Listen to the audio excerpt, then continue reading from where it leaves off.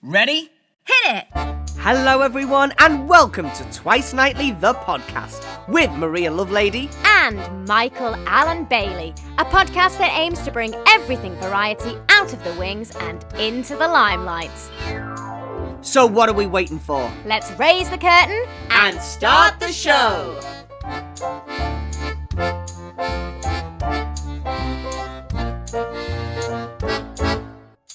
Coming up on today's episode, we talk to Jenny, the Vixen Ryan. And the chase is on as we give our chaser a very own variety theatre quiz. How well do you do? And we also find out which Saturday night TV host Jenny surprisingly found in her kitchen. Welcome back, everybody. It's lovely to have you all with us. And we are very, very honoured to be talking today about something that's very, very special. We have got the fantastic Jenny Ryan, the Vixen from The Chase, joining us on the show today. And she is doing something absolutely incredible for an incredible cause. Maria, tell us a little bit more about what Jenny's going to be talking to us about today. So we've got Jenny here today because she is presenting the Choose Love variety show at the Clapham Grand on the 29th of May. Jenny is doing this for her birthday. Happy birthday, Jenny. Big celebration. As we all are at the moment, Jenny has watched the news, she's seen what's going on in the world, and she felt like she wanted to do something about it. And so she has decided to get all of her showbiz friends together and put on a fantastic show at the Clapham Grand to celebrate her birthday, with all the proceeds going to the Choose Love charity. Now, when we found out about this, we knew we had to talk to Jenny, and we can't wait for you to hear. It was so lovely, wasn't it? I think we were kind of expecting to come up against the Vixen, and we didn't. We came up against Jenny, who is just gorgeous, and she was just lovely. She was so much fun, and I think that if the interview's anything to go by, everyone is going to have a lot of fun next Sunday. That's definitely the vibe that I get from, you look at the lineup of this show and it just screams fun. I mean, we've got people like Angela Barnes, we've got Teresa May, Lucy Porter, Matt Richardson, the Cinnamon. So if you are tuning in because you are a Chase mega fan, which I am, you will be very happy to see him on the lineup. Vix Layton, Miss Rory, Rich Wilson. I mean, the list is endless. And I just think this is going to be a night to remember. And what a way to celebrate your birthday. I know. Tell me about it. It's going to be an amazing weekend. We've had a slew of amazing weekends. We have. So for those of you that listened last week, you will know that last weekend was Anne Reid's Cabaret show at the Crazy Cocks. And we were there, and we've got to say, we're not just being biased. It was a gorgeous show. And Anne had the entire audience eating out the palm of her hand. It was so theatrical and grand and fabulous in every sense of the word. But yeah, it was also really intimate as well, wasn't it? We felt like we were a part of it. It felt like we were just having a chat. And she said, didn't she, last week, Anne, in the interview, that she thinks the idea of Cabaret should be that it's somebody standing up after you've just had dinner with them and just singing a few songs and telling a few jokes. And that was exactly what she did. And she was sensational at it. And Jason Carr as well, her accompanist and musical director, he was out of this world. We knew he was going to be good. And I've seen him. We had our suspicions. We've seen him on social media and we know his reputation. But to actually see him live, and I think to see him that close, and like you could actually see his fingers. And I just think, oh my gosh, like how do they move that fast? And he sung at the same time, and just awe. I'm in awe. Yeah, total. The whole night was great, wasn't it? The whole night was absolutely magical. And it seemed so effortless. That was what I loved about it, is that, like you say, there was so much hard work going on, but it was just so chilled. It was so gorgeous. And we met some of you there, which was really nice, because obviously we told everyone we were going to be there on the Saturday night, and we met a couple of you that had come down to see the show from off the back of the episodes. That was lovely. And I think we have to have a special shout out for our furthest flung fan that we met, that had come all the way from Texas just to see Anne perform. So hello, Andrea. Big hello to you. And everyone else that we saw there. Yeah, to Robert, to Helena, it was great. It's great to connect with you guys. And obviously, like we mentioned in last week's episode, the best way for you to connect with us is through our brand new SpeakPipe, which is a great platform which allows you to get in touch, leave us a message, leave us a comment. If you head on over to www.speakpipe.com/twicenightlythepodcast, you can leave us a message. And we've got our first one coming up at the end of this episode. We do. So there's the wonderful Bev has got in touch, and she has got a question that she is burning to ask all of our listeners because she wants answers. So if you stay tuned to the end of the episode, you are going to listen to Bev and hopefully you'll get in touch and give her answers. Now, speaking of wanting answers, when we speak to Jenny, she wants answers as well, doesn't she? So we're going to do our surprise thing now. We're going to be Cilla Black and we're going to reach out. We're going to try and find someone, everybody. So Jenny speaks in her interview about an actress who inspired her when she was younger, but Jenny can't remember who it is. So she said she's looked for her, but she can't find her. So all we know is that her name's Helen. So we need you to listen to the interview. And if you know that Helen was in this place at this time and, you know, maybe she watches The Chase and goes, oh, I remember when she was a little girl. Get in touch, because surely in this day and age we can reunite them, and wouldn't that be amazing? But it's funny, isn't it? Because we were talking as well about, we've just been saying about questions. Bev's got a question. Jenny's got a question. The link between asking questions and variety theatre, because we were talking about The Chase and we were saying about how that really is the epitome of modern day variety theatre. If there's a quiz show or a game show on the telly now, you can guarantee that the host is going to be somebody who is rooted in variety. You know, now we've got people like Anton Deck, we've got Lee Mack, just the 1% Club, and of course, I mean, your favorite, Bradley. I absolutely love Bradley. Like the fact that this morning it was my job when I got out of bed to talk about Bradley Walsh. I mean, I just don't think there's a better way to live. I absolutely love Bradley, and I love that Jenny loved Bradley, as you'll hear, and I love that she said that it's, I can't remember the wording she used, maybe that it was a pleasure to watch or an honor to watch him. And I loved that, because I just think what that shows is that there is a craft to what people do. Yeah, definitely. It's not just show up, read an autocue and go home. There's a skill to it. And there's a craft to variety. And that's what we've been talking about loads, isn't it? Is that that performers, when they make it look easy, like what you just said about Anne Reid, it takes so much work. But you need that as well, don't you? You need that person that's got that skill, because it's entertainment, it's on the telly, but also it's dealing with the public, it's dealing with real people that come in and are these contestants and get asked questions, and there's big stakes. The stakes are high. They're either winning prizes or winning money. For them, it's very, very important. Especially on The Chase, it's a lot of money. And Beat the Chaser, this isn't Pointless we're talking about, where they win about 25 quid. But I think that's a theme, isn't it? If you look back at all the great quiz shows and game shows, they've always got that variety element at the core. I mean, like, look at something like Blankety Blank. We don't take away from the fact that Terry Wogan was the original and that he was great and he was a fantastic broadcaster, but Blankety Blank at its best was Les Dawson and Lily Savage, wasn't it? And now Bradley Walsh. It works at its best when you've got that variety ambassador there at the helm.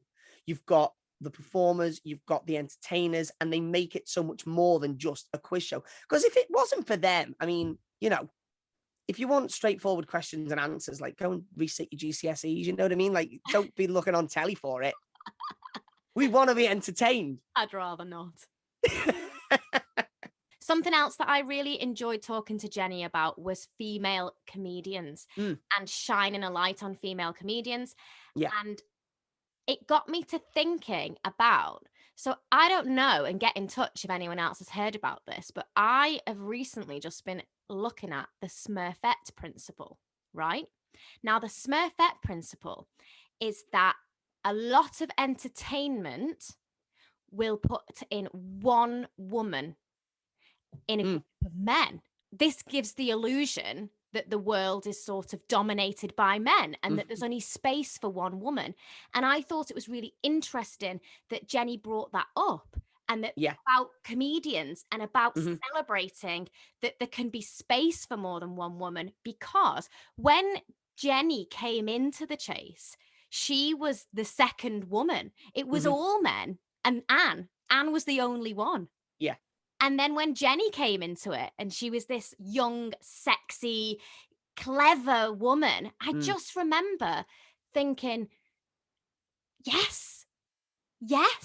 You can be all of those things. You don't have to be sexy and silly or frumpy but clever. You can be all of those things. And I just think that, Jenny is that representation, and I'm just so happy that she does what she does, actually. And I wish I'd said that to her face. Well, we sort of did, didn't we? I mean, last week was a real sort of fangirl moment for me, speaking to Anne Reid because of my dinner ladies obsession. But this week was a real fangirl moment for you because of your chase obsession, wasn't it? I just love the chase. Honestly, I love the chase. I've loved it ever since it first came out. And I think Jenny mentions this. I think it's cross-generational. I think you can watch it with anybody. And what I love about quiz shows is that it gets conversations going. And as you can probably tell from this podcast, I love a conversation. Absolutely. And I just think when the chase is on, a fact will come up and you'll go, oh, I didn't know that. Or, oh, I remember this. Or have you seen that film? Or have you read that book? Or and it gets everyone talking. And that to me is the best thing. Yeah, absolutely. Well, listen, should we get her on? Here she is, Jenny the Vixen Ryan. Hiya, Jenny. We're so happy to... Is that a mug with Angela Lansbury's face on? Cheers. Oh, my God. Right. Well, you've already got us off onto the right start. I've already won. If there's one thing that's going to get us off to a good Monday morning start, it's a mug with Angela Lansbury's face on. No, I'm going to be really, really indiscreet now, Jenny, and say that however calm and collected Maria is appearing right now, she is exploding inside. This is a moment for Maria. So me and my family, but me and my husband watch the chase every single day. And we've always watched it. It's like, I don't know, maybe we'd divorce if you stopped doing the chase. It's part of our life. It's keeping you together. And we just love it so much. So to be speaking to you is just absolutely amazing. Like, I remember when you came on it and we were like, there's a new chaser. And then we were like, she's all right by us. That's good to know. A bit of leopard print. It's intense, isn't it, that show? It really is. It really is. It's it's not just you don't get to go on there just being a good quizzer. That's why I think it took so long for them to find me, because there's so much to deal with, and they had to be sure that it was the right person who was going to be able to deal with all that. So much scrutiny, because as you say, everybody watches it. It's a big brand. Yeah, and the Twitter every day, and like, if you get something right, you're celebrated. If you get something wrong, you're criticized. It's like, I can't imagine how it is to just have to deal with that every day. Yeah, it's something they can't teach you about either. Yeah. There's no course they send you on, which is the Chasers course. Well, maybe the governor should run it for you all. I'm not sure how she copes with things, really. She just deals with it by being a bit grumpy sometimes and clapping back, which is what we all do. We've all got our breaking point. We will clap back. One thing we were going to actually ask you about, and you've just mentioned it, that it took them so long to find you, because not only do you have to have the brains, but you really have to have the personality. And that's something that you have got in abundance. Thank you. The Vixen, the character of the Vixen, is she's so larger than life. She's got the leopard print, the glasses, the beehive. Is that something that came to you naturally, or is that something you've cultivated because you love that, that genre, that era? We can tell by your Angela Lansbury cup where this answer's going, I think. Oh, in terms of the physical image, they're actually really, really inclusive when we were developing all that, and they were really keen that I was going to wear something that not just made me feel comfortable, it made me feel empowered and something Yes. that I really like the look of. So there were a lot of mood boards going back and forth. And I was sending them a lot of photos of Christina Hendricks. Oh, fabulous. Yes. What we wouldn't give to see those mood boards. I feel like they'd just be our dream. They're what we want to wear at every event as well, I think. But we've been talking as well, haven't we, Maria, about the links between variety theatre and quiz shows and game shows, and about how, I mean, especially something like The Chase now, but I mean, we've always had it with things like, you know, Blankety Blank with hosts like Les Dawson and Lily Savage, and the celebrities they used to have. It was all variety. Yeah. And it seems now that The Chase is sort of following that. You know, you've got Bradley hosting for a start, who is, he epitomizes variety. And then you guys who are all these personas and these characters, you know, it's theatre, isn't it? It is. And that can be quite frustrating sometimes when people mix up the Vixen for me. Yes. Because we're playing characters. Mark has always said, before I started, he said, look, we're all playing ourselves, but dialed up to 11. So we are playing a version of ourselves, but we can, you know, we've got license to be a bit more mean. So that is what it is. We are all our little pantomime characters, and Brad's the ringmaster, and we've got the guest acts in the contestants. Well, that's it, isn't it? And as well, it's that link again of the interaction between the professionals and the general public, and how to balance that, and how to sort of, I was going to say head them, but I don't think that's quite the right word. I guess ringmaster's a good way of putting it in what Bradley does. Yeah, he's got to maintain some kind of control, but also at the back of his mind, he's the master entertainer. So he's going to be making us laugh. He's going to be, you know, helping people at home to emote with it as well. And he's so skilled at that. It's unbelievable. It's watching him in full flow. If you ever get a chance to come to a live recording of one of our shows, it's a privilege to watch him. Yeah, it's a natural ability he has to work a room, to lead the whole audience, and to take everybody on the same journey. And presumably try and relax everybody as well. Because like we say, it's such an intense environment. He's incredibly good at that. One thing that I've noticed from observing him is the chat with each contestant gets cut down, obviously, for broadcast, but he chats with them for quite a while, and he will always immediately try and find something in common, so that you see their shoulders drop. Yeah. Where, you know, as soon as they're up there and they're very, very tense, and Brad's like, oh, where are you from? And they give the name of some tiny village in Norfolk. He's like, oh, is that near the A whatever? There's a pub there called the Ring of Bells. And they're like, oh, and their shoulders drop like 6 inches. And they're like, oh, my mate, this is my mate. This is, we can do this. We're in this together. And everybody, he manages to find a common link, and that's going some. It really is, just that is establishing that rapport within a matter of, you know, a minute. Amazing. Yeah. No, it really is. Because there's so many quiz shows, and I'm a huge quiz show fan in general. But I think there is something about The Chase, and it's that the showmanship that you all bring. I mean, Bradley is, you know, as you said, the ringmaster, and he's unbelievable. But it's that showmanship that everybody brings, that everybody understands like what their job is, and they've got to do it, and it's so exciting. Yeah, it is pure entertainment, and there's something for everybody. We've been fortunate enough to hit on a format which seems to appeal to everybody, and it's got it's familiarity every day, that you know, it's contestant 1, contestant 2, contestant 3, contestant 4, final. You'd think that'd be boring. No, but it is different every day. We've got different questions. We've got this different mix of contestants. You don't know what mood, the chase is going to be in. You don't know what mood Brad's going to be in. He might be being silly and he's going to get everybody G'd up. They might be, taking it very seriously today because we've got some good quizzes in the mix. It is completely a varied experience every single day, but also with that lovely familiarity. 5 o'clock you're going to get a good hour of entertainment, and it's something that your great granny can watch with a tiny toddler.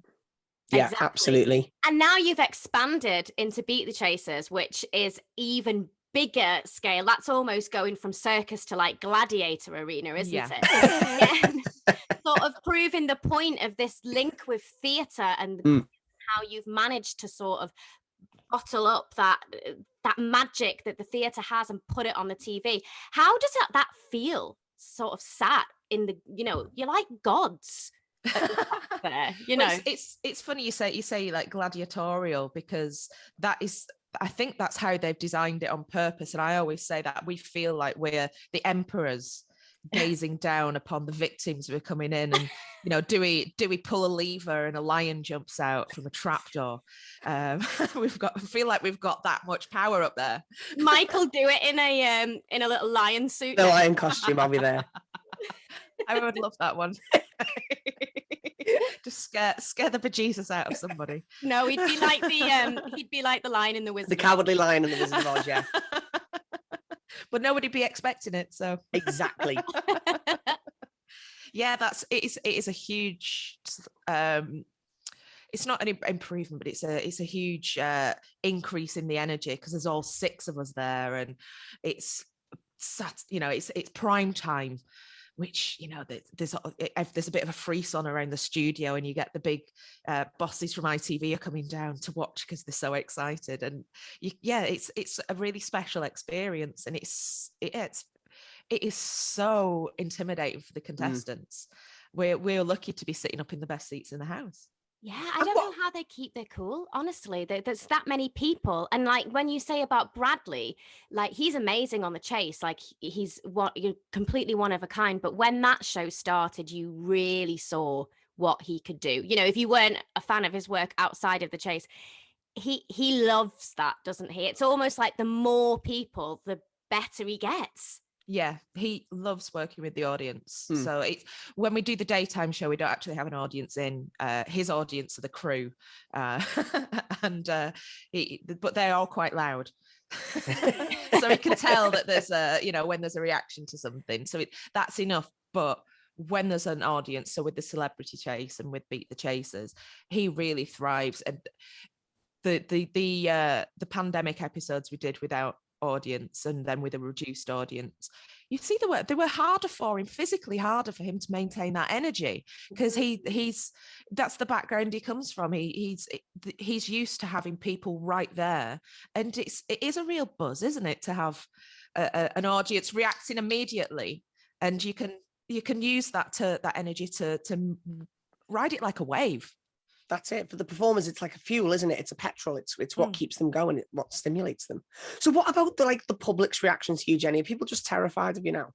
I think some people are. Some people kind of look and back away a little bit. But I think because I can usually get away with being incognito for a bit longer than my colleagues. Yes. Because, I can wear my hair down. It's actually blonde at the minute, so even fewer people are noticing me. People, if they meet me or are in the same place as me, it takes them a little while to figure out who I am. They might hear my voice. We might have been chatting for a few minutes and like, oh, you're a lot nicer than on the show. I wasn't expecting that. So I don't think people are as scared of me as they might be of, say, the Beast, who he walks into a room and absolutely dominates the space just naturally, physically. But I like to be a little bit more incognito and not be mistaken for my persona. I'm a very different person. I think you just did something to the public when you did X Factor.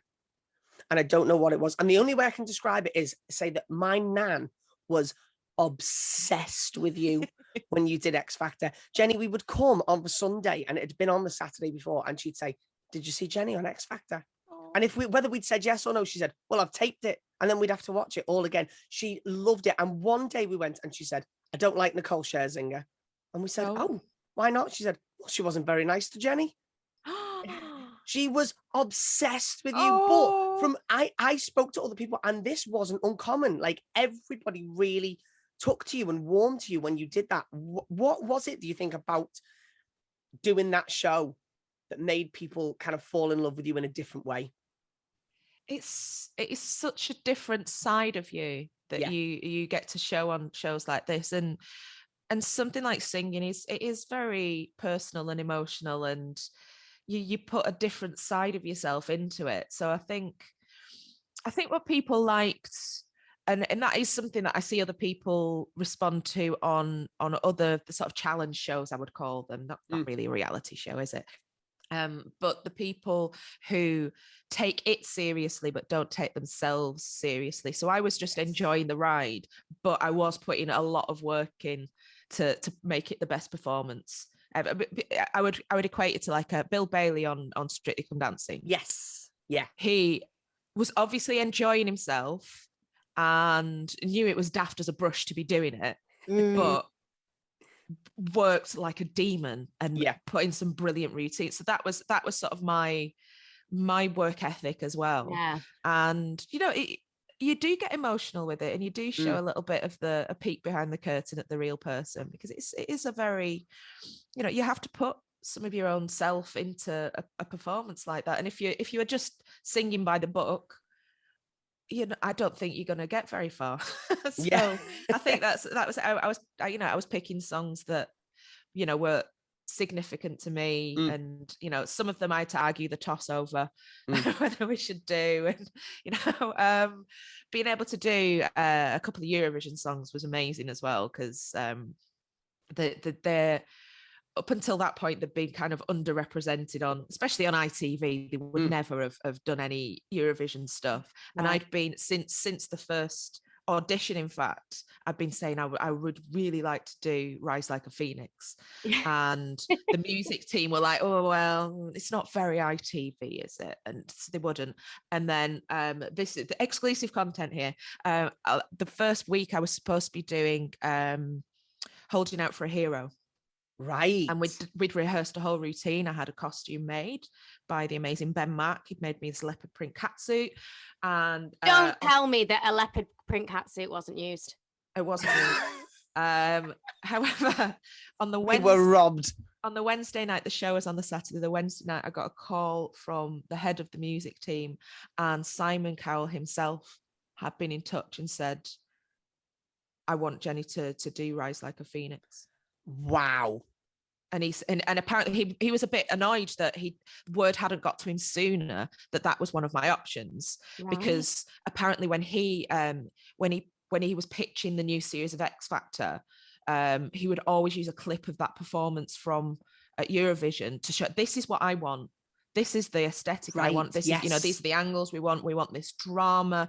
And so they'd forgotten that he loves that song so much, and that he wouldn't mind it, and it was amazing to perform that and nearly get scorched by some flames.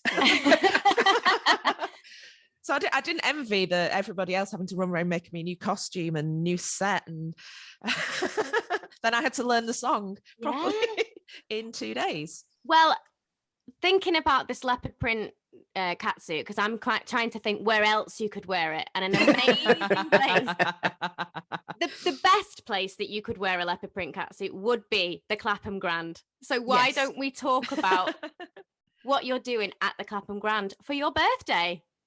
Yeah, so it's my 40th. I've had my birthday. Yeah, you can't tell, can you? You really can't. Very good. Jokes aside, you can't tell.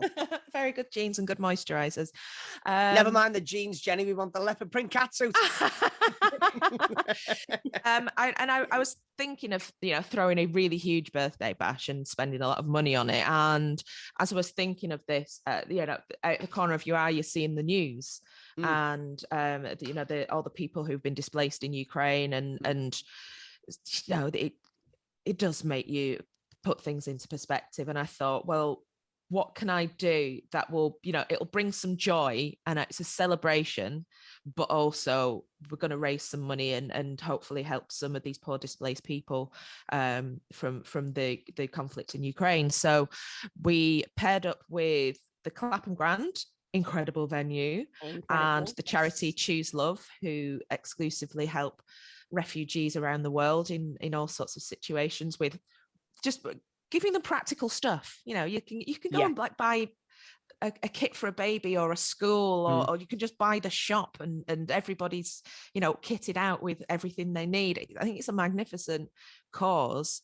So they've agreed to partner with us, and I got in touch with a load of people who I know as performers, or I've worked with before, or I really admire, and I said, "What, would you be free on this date?" And pretty much all of them were. So we've got we're overbooked, man. It's going to be a packed night. It sounds incredible. Because I looked at the opening time when I saw the bill. I was like, oh, this must be like a festival, like an all-day thing. You can come in and out. And then when I got the tickets and it was like doors open 6:30, I was like, what? We're going to be there till 3 a.m. Which I don't mind. We've got some very efficient hosts. We've got Miss Penny and Miss Rory, who are going to keep things moving very efficiently. So that was the Vixen there, wasn't it? That came out there. Yes. Oh yeah. So we're going to have to, you know, move people along, but it's that joy of real variety, that there's something for everybody. And if this one's not quite your cup of tea, there's another one along in a few minutes, so hang on. Something for all tastes, and especially everything for my taste. Well, who are you most looking forward to having on the bill, Jenny? Who are you going to be looking forward to sort of seeing from the wings? It's really hard because I can imagine there's so many great acts. I'm super excited. I mean, as a fan of drag in particular, we've got some great queens on. I mean, Carla Bear is an amazing vocalist, so she's going to knock everybody's earwax out. So do them before you go, guys. Her mum's over from Australia as well, so she's going to get to see Carla perform, which is lovely. But my favourite drag queen from the last series of Drag Race UK was Theresa May, and I'm absolutely astonished we've got her. She's going to bring the house down. She's incredible. And the Clapham Grand is the perfect place for that kind of, you know, they have so many drag acts on all the time, so their audience are going to absolutely be primed and ready for her to come out. But we've got a variety of drag talent as well. So we've got the vocalists and the lip syncers, but we've also got the more old school, funny comedy queens who are gonna keep the night going together, because these are the established hosts. These are the people who are doing the variety nights, you know, every night of the week. The variety is usually drag, but they are like the old school hosts and MCs that you could have put Miss Penny or Miss Rory on a stage in 1880 and they would have kept the bill going and run it just as efficiently. I mean, I'm not sure about doing shots like Miss Penny does. I'm sure they did them back in 1880. But that's, I mean, the drag side's going to be absolutely amazing. But we've got some top class stand-up comedians as well. It's astonishing that I've got Angela Barnes, my doppelganger. Well, Angela Barnes. So we have to talk about this as a quizzer, because Angela Barnes on Richard Osman's House of Games. Did you see that performance? Yeah. She was astonishing. Yeah. And she's not a quizzer, is she? Well, she's one of those who would claim she's not a quizzer. Right. But if you do that well on House of Games, then you've got some skills. It was like, I don't even think it was the knowledge though as well. It was just like that buzzer action. Like, how did she develop that? She must have been practicing or something. Yeah, that is a definite quizzer skill. To see someone moving that fast, and it's the synapses going straight through from the brain to the finger. That is a classic quizzer's attribute. So I don't believe when she says. So you see, we've got Angela Barnes' number. We've got her. Well, I'll just. She's not going to do comedy. She's just going to be quizzed. You should go head to head. No one will know who's who. So Jenny, why the Clapham Grand? It seems like an obvious question, but why the Clapham Grand? It's perfect for variety. It's literally purpose built for music hall. And that's something that I've always been really interested in anyway. From my granddad, who, you know, he would sing me old music hall songs and tell me about all the old comics and everything. He had this calendar in the kitchen from, I think it was 1987, and every month has sort of a variety performer, sort of a 20th century one. So you had your Arthur Askey and your Max Miller and your Flanagan and Allen and all that. So, and he never took it down. Yeah. So it was there. Why would you? For years. And so he'd just go through and he would tell me, he really liked Sandy Powell. So he'd taught me, he'd sing songs to me. And so I felt like I knew all these acts that I would never have been able to see because they weren't performing when I was alive. Yeah. So that was sort of part of my education in what entertainment is. And he also would do Stanley Holloway monologues for us all the time. Oh, that was his party piece. Do the Battle of Hastings and things. So it's got a really nice sort of nostalgic connection for you as well to be able to do this now and to kind of absorb. I mean, it's literally the home of it's got variety, such history. The acts that must have performed there, and I just love that idea that it's a grassroots working class art form, and you just go and pay your money, and you wouldn't really care who was on the bill because there were going to be so many brilliant acts on. And it was just you go with your mates and enjoy whatever was on there, and if you weren't enjoying it, then the next act will be along and you'll love it. Yeah. One of our series 1 guests was Ali Wolf, the brilliant Ali Wolf. Yeah. Who's obviously the manager of the Clapham. We do love Ali. Has he given you the grand tour? Yes. Of every nook and cranny, because we got the grand tour and we literally said we went everywhere bar the roof.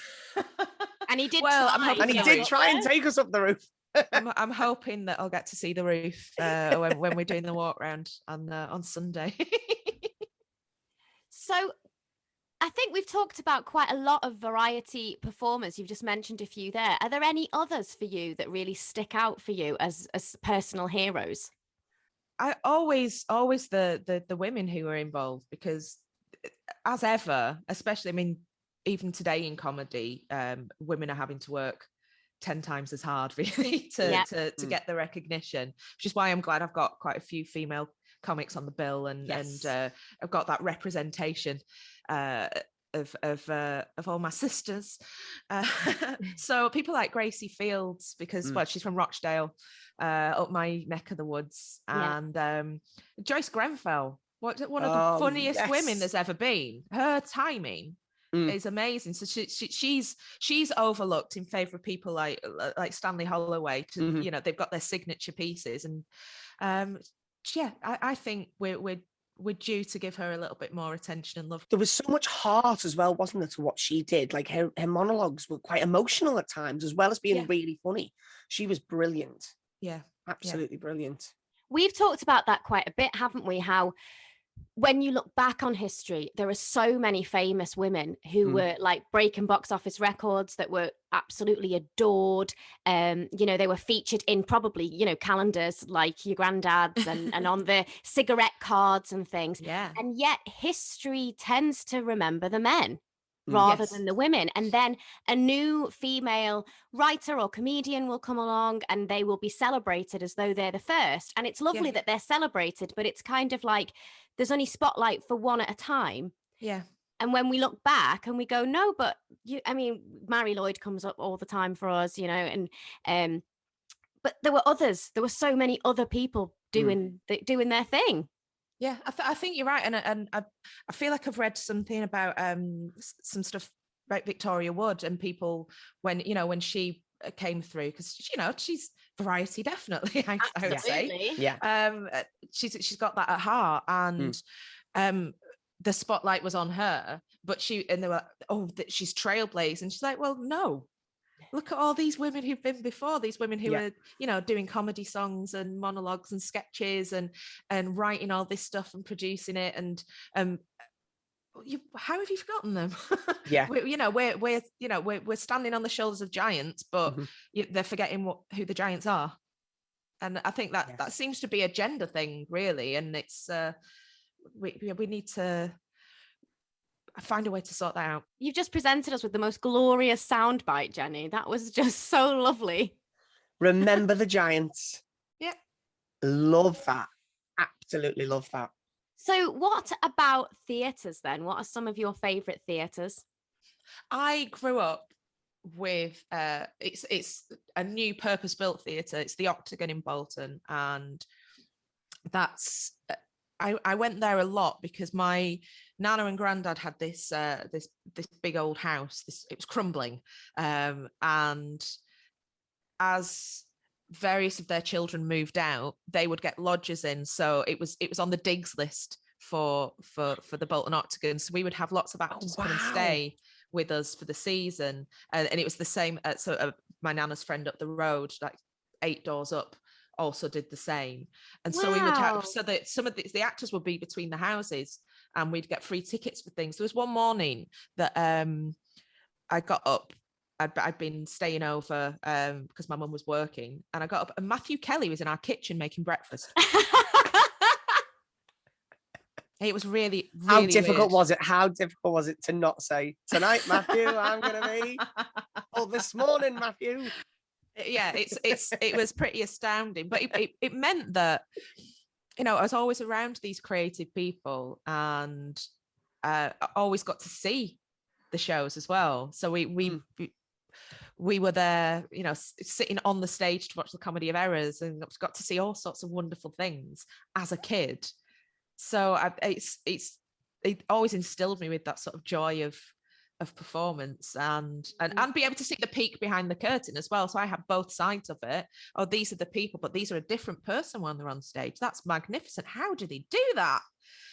Yeah, that's not the guy I know from my kitchen. Yeah. But I think that's great, because that gives us a glimpse as well into how you came to embracing all the theatricalities that you've developed over the years and that we've seen on The Chase and on X Factor. Like, it makes sense. Yeah. To have been surrounded by that.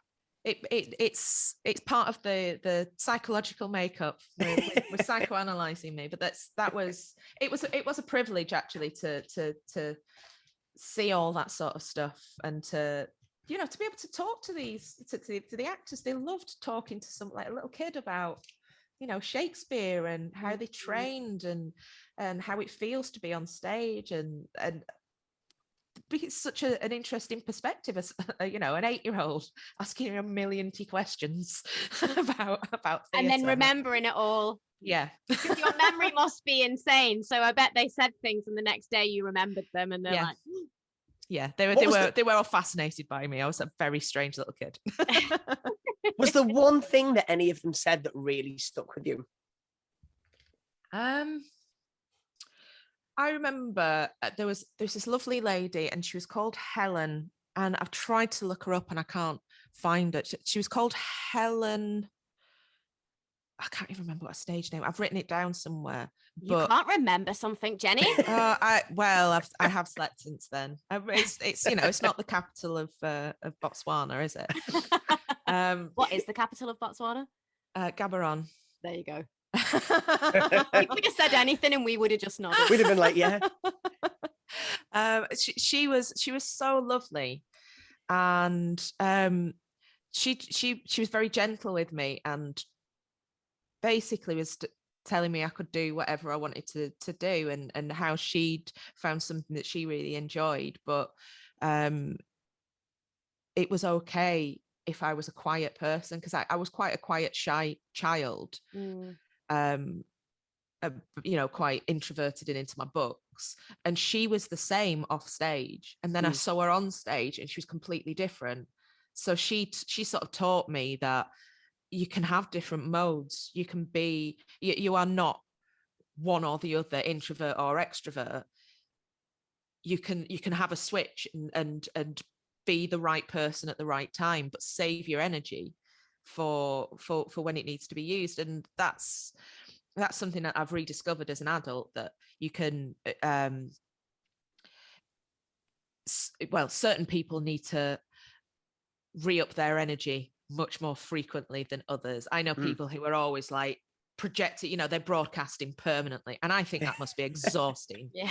So I mean, even after this, I'm interacting with you, and I'm thinking about what I need to say and you know, get my message across. I'm probably going to have half an hour after this, just with the paper, and just tune out a little bit, just to get my energy. I'm one of those people who needs to boost their energy more than other people. So quiet time is fine. And I think that's what I've learned from Helen. And I will track her down one of these days. I think she left acting not long after that, so I've not been able to track her down. But yeah, she might be listening. Hi, Helen. That's great Hello. advice, Helen. We love that advice. What was she in at the time? Do you remember? I really can't. I remember the season, but I can't remember which plays she was in. Because I feel like we need to do that, like a campaign to find Helen. We're in all of the right Facebook groups and everything for us to find this lady. What I need to do is, find out which play she was in. Because I think it might have been a play I wasn't allowed to see. It might have been. Oh. Yeah. So I think she was in a couple of plays. There was like a rep season, and there was one that was family friendly and one that I was really upset that I couldn't go to see. I'm going to look up the list of shows they had at the Octagon back in the day, and we'll figure it out. I'm going to find out what she was in. I'll report and I think back. we're just so happy that you've brought up, as two Northerners ourselves, a wonderful Northern regional theatre, because a lot of the time they don't get the publicity and the attention that they sort of deserve on national TV and things like that. But whenever we've spoken to most people on this podcast and asked them that question, it's a lot of the time, it's random. I don't want to say random. It's theatres that are close to people's hearts, that are close to people's homes, part of communities that actually are people's favourite theatres. You expect everyone to just say, oh, the Palladium. But actually, that never happens. No, because we all know that it's everybody's got a bit of the Palladium, but your heart has got to be, it should be where you made your debut, or where you first saw Shakespeare, or just something that really strikes a chord with you. And regional theatre is incredible. I've seen some incredible things at that theatre that have gone on to great things. I've seen great actors who've gone on to great things. I've seen, shows that have debuted there, they've been written specifically for there, that are sort of internationally famous now and been made into movies and things. So people really do underestimate how important these theatres are. I was out. There was some actress talking near me a couple of months ago, and one went, and I'm probably gonna. It's going to be quite a fallow summer. I might end up doing a season in Bolton at the Octagon, like really snobby. And I actually had to say, excuse me, there's nothing wrong with Bolton Octagon. And thankfully someone else on the other side was like, yeah, that's a brilliant theatre. You'd be lucky to get in there. So they would be. It's so many people's first point of contact as a child. They do I think they can take more risks as well, those theatres. I saw Vanessa Kirby, I think it was As You Like It, and it was her first professional job, and look at her now, it's fantastic. Her first play was, I think it was Ghosts at the Octagon, and I saw that was her date, because she did a couple in a row for David Thacker. So she was, and then you see them when you're watching TV. That person seems really familiar to me, but I've seen them in the flesh. Where do I know that person? But it's not that I've seen them in something else. And here, I've spent 2.5 hours staring at that person from a few feet away. Wow. You feel like you've got a little part of them. Like, I'm part of your success. Yeah. Well, I just actually did the Wizard of Oz at the Bolton Assembly Halls at Easter, and it was fabulous. So those actors that were speaking near you, they were wrong. They don't know they're born. No, they don't. They don't. So how about you then? If you could be reborn and you could have any God-given talent from birth and be a variety performer, what talent would you have? I always wanted to be a magician. Always. Yes. Like always was like obsessed with Paul Daniels. Would watch anything he did, and got magic kits for Christmas and books on how to do magic. Unfortunately, I am the least dexterous person it is possible to be. I have no fine motor skills, so I learned how to do every trick in that book mentally, physically, completely incapable.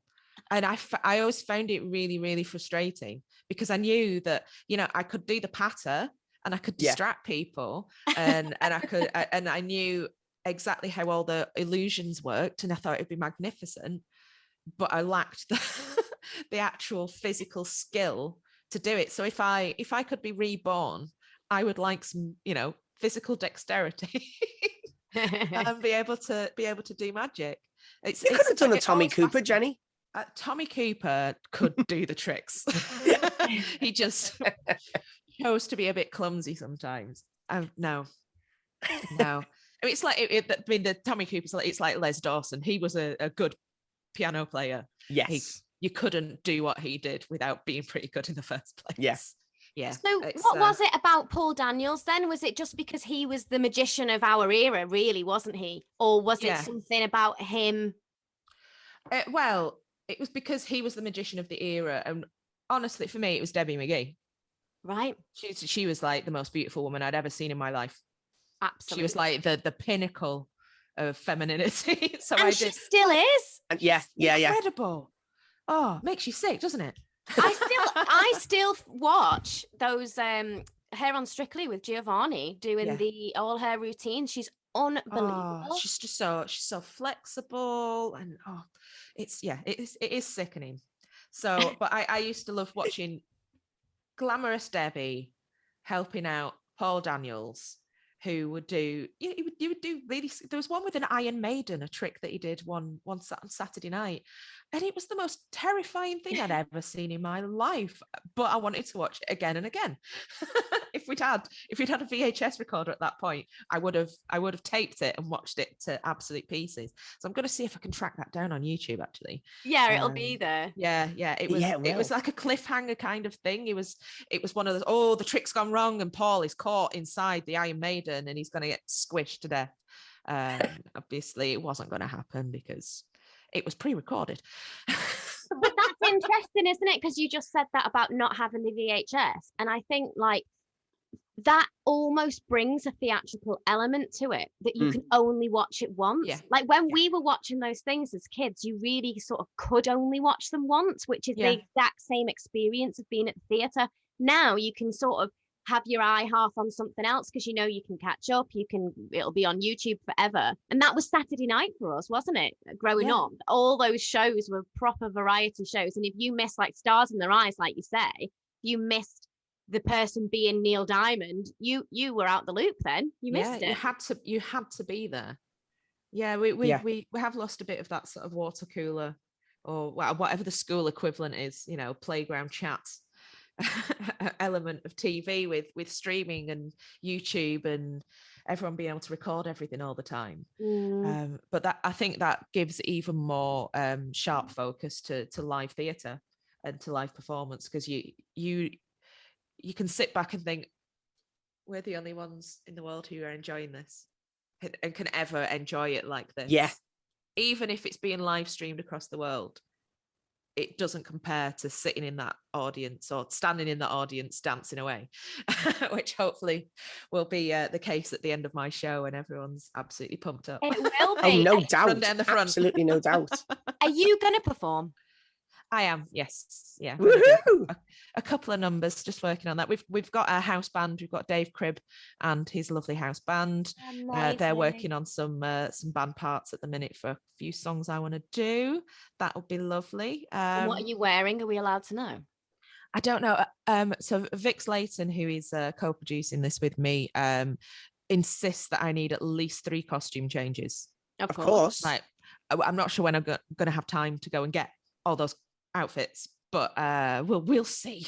Jenny, the audience will wait.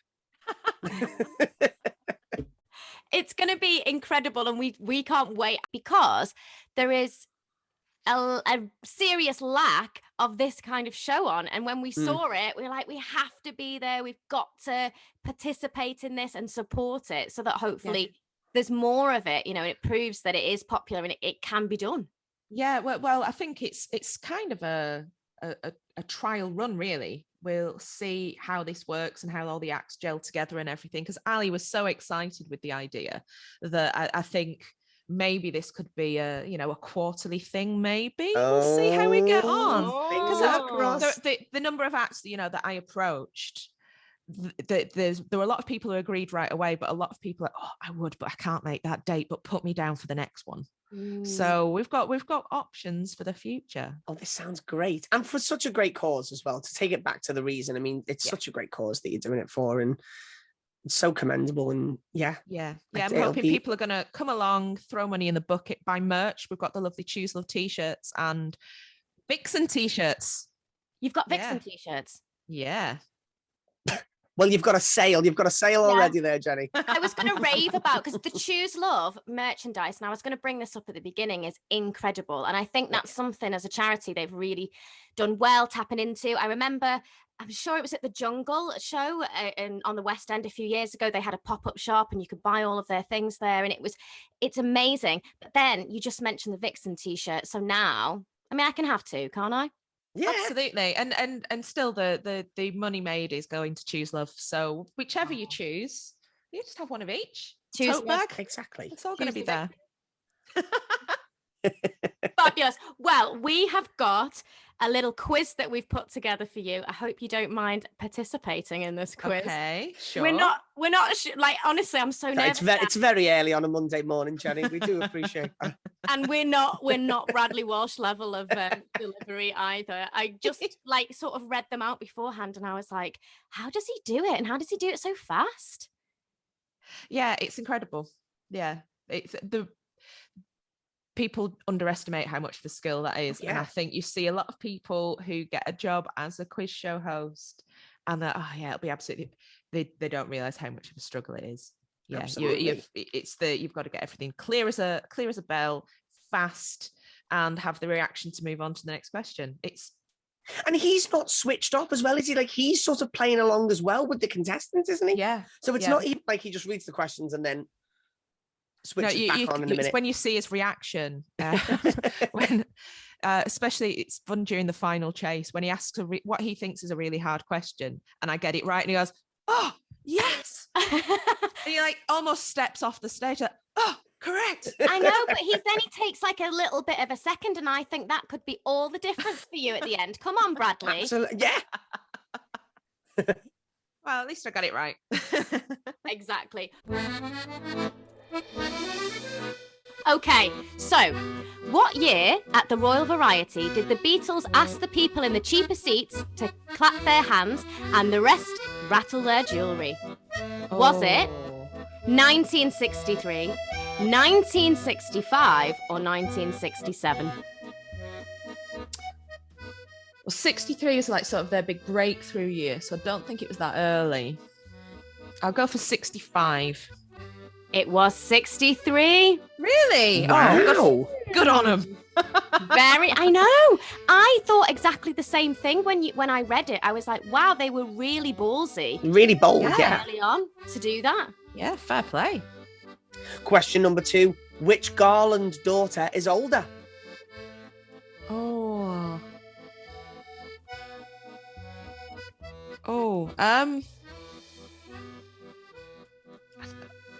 Lorna. It's Liza. Liza will love you. Liza will love you forever. She's ageless as far as I'm concerned. Well, this is the thing, isn't it? Yeah.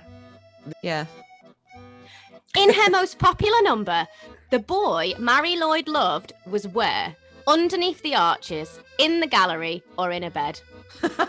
Well, it's probably been in the other two, but he was in the gallery, wasn't he? He was. Oh. In 2008, which town erected a bronze statue to Les Dawson? I've not been to see it. Go on, tell me. Is it Morecambe? Is it Lytham St Anne's? Or is it Southport? I was going to say it's on the coast of Lancashire, but that doesn't help me. I'll go Lytham. Correct. Yeah, it is Lytham. I need to get other to Lytham. Yeah, see that. There's a tanning shop in Lytham called Lytham St Tans. Oh, I drove past once and I thought whoever's come up with that name needs a promotion. Good work. That is good work. What was the name of Fred Astaire? Oh, hang on.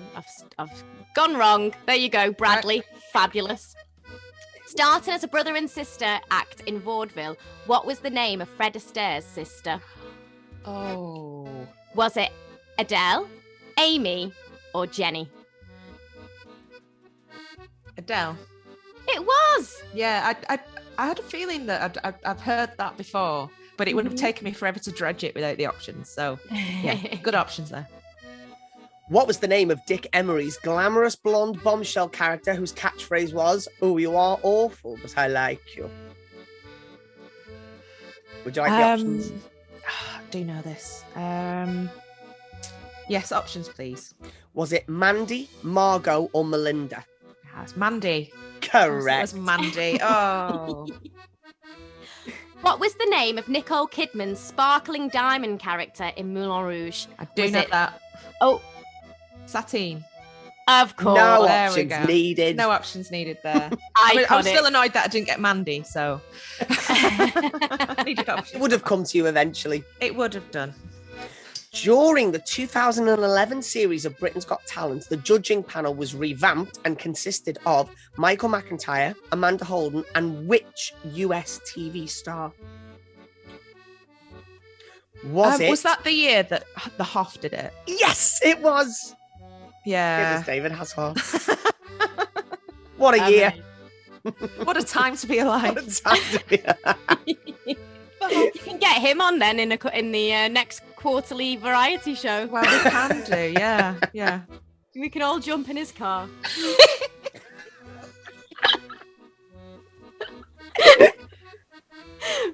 Billed as the funniest man on earth, what was the name of the comedian who co-built the Clapham Grand? Was it King George V, Fred Barnes, or Dan Leno? Oh.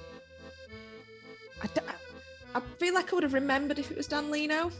I don't think it was the King, so I'll go for option B. Fred Barnes. It was Dan Leno. It was Dan. Oh, well. Ali's not done a very good job giving me the history, has he?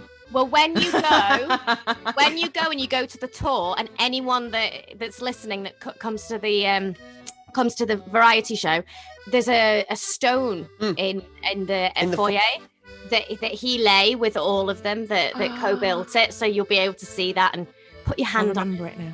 Oh, yeah, it's amazing, isn't it? It's quite overwhelming, isn't it? Yeah. That stone. Is this the last question? I've only got one more. Yeah. Is this I'm last done. One? Great. During the 2001 Royal Variety performance, Lily Savage, Cilla Black, and Barbara Windsor performed which song from the musical Gypsy? Was it "Let Me Entertain You," "Everything's Coming Up Roses," or "You Gotta Get a Gimmick"? Oh, it's got to. You got to get a gimmick. Yes, correct. Which yeah, now I'm saucy. thinking, yeah, that needs to be revived, doesn't it? Like the Chasers version. Yes. How fabulous! Who would be in the lineup then? Yourself, and who would you pick for your other two fellow burlesque dancers? I have to be honest, it's all horrifying. So. I have no doubt that some of my colleagues would do it if asked. But no. No, you're not going to do it. You're not going to get involved. No. But what gimmick would the Vixen have? Would she be the trumpet? Would she be the lights? Or would she be the butterfly wings? Trumpet. Yes, definitely. Yes. Yeah. Without a doubt. You bump it with trumpet. Lovely. Well, we've got some this or that's that we always ask our guests, so we'd love to ask them. Are you up for that? Yeah, let's go for it. Okay. Night on the town or cozy night in? Night on the town. Who is the most likely to know all the words to Bohemian Rhapsody? Would it be the governess, Anne Hegarty, or the beast, Mark Labette? The governess. Davina McCall or Davina De Campo? Oh, that's too hard. Davina De Campo. I just saw her in Hedwig and the Angry Inch. Oh my God. It's one of the best productions I've seen in years. So. Oh, yeah, really? Davina De Campo. Yeah. Oh, we'll have to get down to that. Yeah. Yeah, well, I think it's finished in Manchester now, but it was West End transfer quality, so you never know. Would you rather Pims on the Lawn or mulled wine by the fire? Mulled wine, always. I burn very easily, so yeah, I'm a winter girl at heart. Same here. Look at us. I've got sunburn because I was in Guernsey at the weekend and sat outside for 25 minutes and got burned. Well, that's a nice advert for Guernsey. Yeah. It's glorious. Shirley Bassey or Shirley Ballas? Shirley Bassey. No offense to Ballas. Oh no, we love Ballas. Yeah. Come on. I think your costumes on the X Factor actually had that, like... Yeah, they evoke Shirley Bassey. I watched a lot of Shirley Bassey videos. That was something that Nicole Scherzinger advised me to do, because when we were rehearsing, particularly the first number I did, she was really frustrated with me because I wouldn't like extend my arms all the way. I was doing it really unconsciously, but I was still keeping myself small. And she was saying, just watch what Shirley does. She is like you're doing in this, standing on the spot. But look at the way she moves. Every move is just the most confident. And also almost unexpected, some of the moves she does, just to show off the outfit a little bit. And just a flick of the hand or a look around the room. She knows that every eye is on her and she loves it. So accept that and lean into it. And that was a really nice bit of advice that I got. And a lot of time spent watching Shirley own a room. What a chore. Well, I'll tell my nan that Nicole Scherzinger was helpful to you, Jenny. Maybe it might soften her attitude a little bit to her. She was really, really helpful to me. Yeah, she was just really nice. Yeah. Did you ever think in the Don't You days, when they first came out, that you'd one day be sat on a podcast going, well, Nicole Scherzinger said to me. Told me to watch Shirley Bassey videos. Oh, yeah. Sitting on a sofa drinking wine with her after a show, I was like, it's actual, Nicole Scherzinger. Well, going to a pub quiz with her for a VT was one of the funniest things, because they actually they put on a full pub quiz for us. Wow. And we were there for a couple of hours, and she's very competitive. Is she? Yes. Did she know her stuff? She knew a few bits. It was good. So there were some where there was a question where it was which group has won the X Factor most, girls, boys, or overs, and we were working it out. Don't tell us. Let's work it out. What is it? Girls, boys, or overs? I think it's boys. Boys. It's boys. Yeah. Yeah, but we went through every year and we worked it out. Yeah. And she knew. She knew. Yeah, we figured. So yeah, but her biggest thing was she was getting very into barracking the other quizzes in the room. That's what it's all about, isn't it? It's all about the psych out. It really was. She's very, very funny, and unfortunately, it doesn't really come across on screen. She's a hoot. And where was the pub? I think it was a pub in Notting Hill, but they'd sort of closed it off for us, and we were having this quiz afternoon. I wanted you just to say, like, it was a local in Bolton. The idea of her being at a local is amazing. At one point, we were trying to get her up to the Manor side in Bolton, but unfortunately, she couldn't make it all that way. She had something else on. Now, all the pictures she posts on Instagram of her in Hawaii in a bikini, that's not the Nicole I know. You know the real Nicole. That's better. Well, the final one that we always ask all of our guests, and I think I can predict what this is going to be, but would you rather be sat in the audience or waiting in the wings? That's really hard. It's really hard. Probably. It depends which Jenny you ask, actually. The introvert Jenny loves just to observe and enjoy everybody else enjoying things.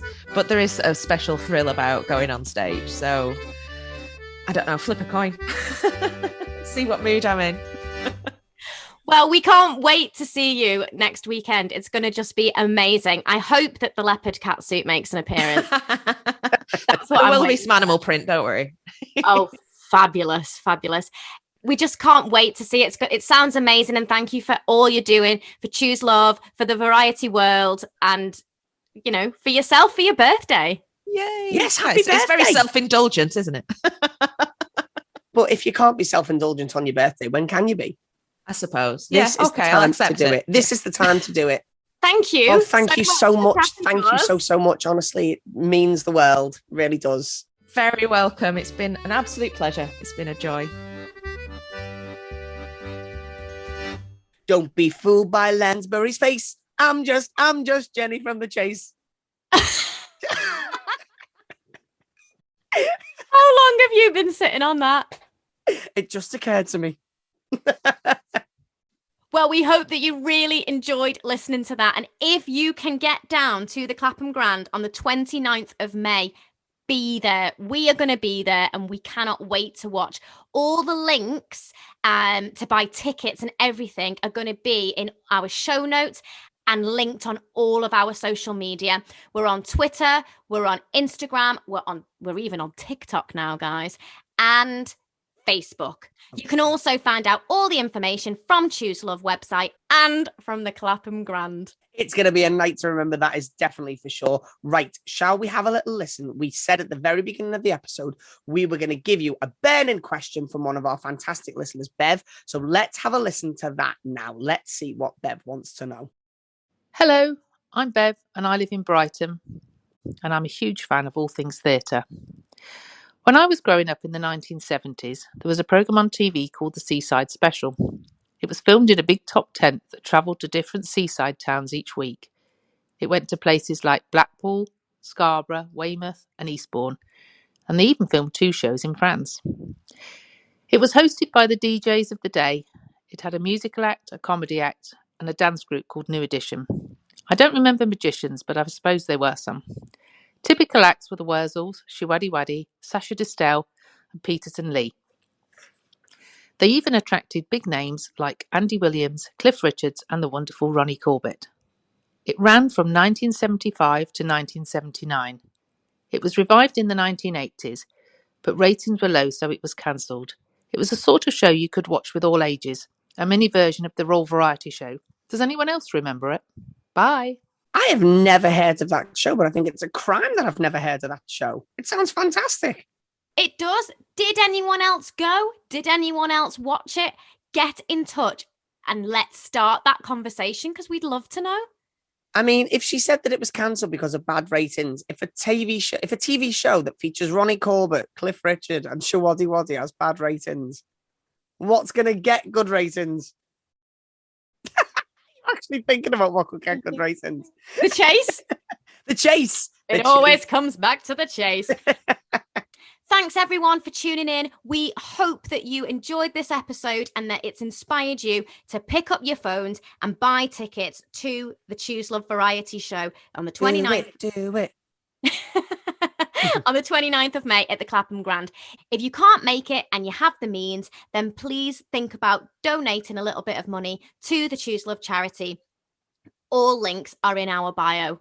They do some brilliant work. And I think all of our silliness aside, that is the underlying message of this episode. And it's been an honour for us to collaborate with them and bring this to you. All that's left for us to say is... see you next week.